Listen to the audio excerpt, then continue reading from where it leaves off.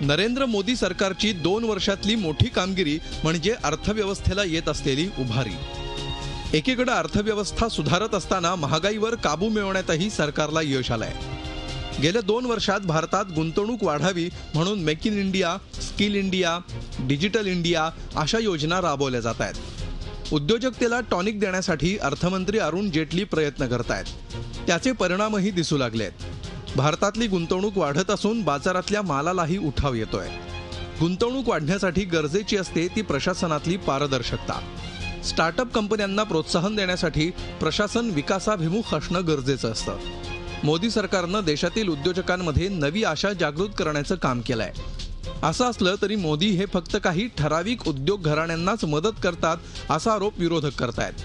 पण वस्तुस्थिती त्याहून वेगळी असून सबका साथ सबका विकास हेच आमचं ब्रीदवाक्य आहे, यावर सरकार ठाम आहे। जगभरातल्या लहान मोठ्या देशांना भेटी देत आणि जागतिक नेत्यांशी संवाद साधत नरेंद्र मोदींनी भारताची प्रतिमा उंचावली आहे। मोदींच्या नेतृत्वाखालील नव्या भारताचा ब्रँड जगभर पोहोचला। गेल्या 2 वर्षात नरेंद्र मोदी सरकारनं जवळपास 130 देशांशी संबंध वाढवले। हा संवाद नसून फक्त भेटीगाठी आहेत अशी टीका विरोधक करत असले तरी मोदी सरकारनं जगभर लक्ष वेधून घेतलंय एवढं नक्की। 2 वर्षांपूर्वी शपथ घेताना नरेंद्र मोदी सरकारनं शेजारी राष्ट्रांच्या प्रमुखांना बोलावून नवा प्रयोग केला। परराष्ट्र धोरण ही वर्षानुवर्ष चालणारी प्रक्रिया असली तरी मोदींनी आपल्या खास पद्धतीनं त्यात नवी भरही घातली। मोदींनी पाकिस्तानला दिलेली अचानक भेट ही यामुळेच चर्चेत राहिली।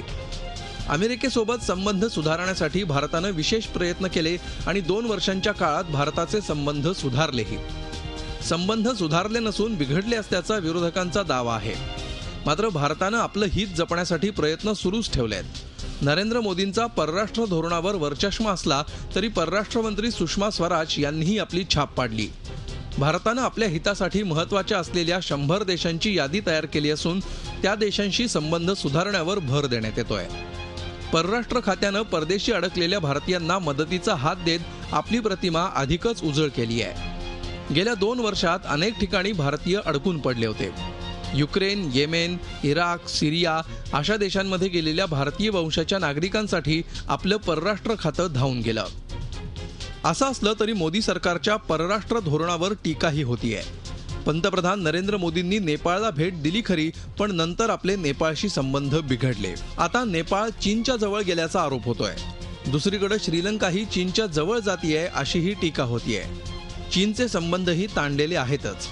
एकीकडे हे चित्र असताना दुसरीकडे मोदी सरकारच्या परराष्ट्र धोरणामुळे अमेरिकेसोबतचे संबंध सुधारल्याचं चित्र आहे। वाढलेली थेट परकीय गुंतवणूक ही देखील परराष्ट्र धोरणाचाच परिपाक असल्याचं मानलं जातं। मोदी सरकारला गेली 2 वर्ष दुष्काळाचा सामना करावा लागतोय। महाराष्ट्रातील विदर्भ, मराठवाडा या भागांसह बुंदेलखंडासह देशातील इतर भागांमध्येही दुष्काळ पडला होता। शेतकऱ्यांना दिलासा देण्यासाठी यंदा सरकारनं अर्थसंकल्पात कृषी आणि ग्रामीण विकासावर भर दिला। शेतकऱ्यांना दिलासा देण्यासाठी सरकारनं पीक विमा योजना नव्या दमानं सुरू केली। अवकाळी पाऊस असो की दुष्काळ, बदलत्या हवामानाचा फटका बसतो तो शेतकऱ्यांना। त्यामुळे शेतकऱ्यांना संरक्षण देण्यासाठी पीक विमा योजना लाभदायी ठरतीये। फक्त शेतमाल पिकवून भागत नाही तर त्याला योग्य बाजारपेठही मिळणं गरजेचं असतं। त्यासाठी ई मार्केट ही संकल्पना मोदी सरकारनं पुढे आणली।